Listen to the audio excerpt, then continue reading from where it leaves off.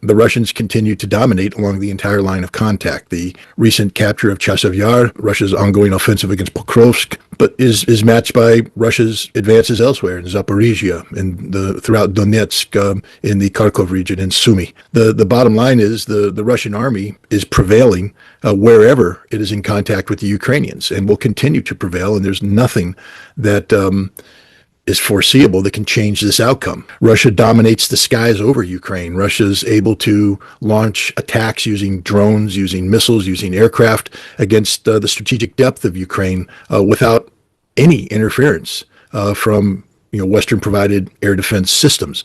And the promise by the West, by President Trump, by NATO, European Union nations to give Ukraine additional weaponry is almost an empty promise, because even if this weaponry were available, it's not going to be available on a timeline that's conducive to changing or modifying the battlefield reality.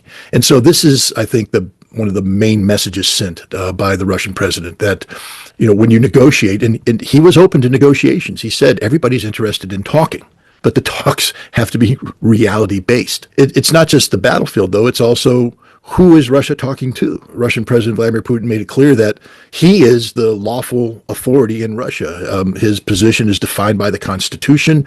He has been constitutionally mandated to serve as president. And so when he speaks as the legal authority of the Russian Federation. Russia wants victory. I mean, this is an absolute. This war was not started by Russia. This war was thrust upon Russia. This war is part of an overall Western policy that sought to use Ukraine as a weapon against Russia.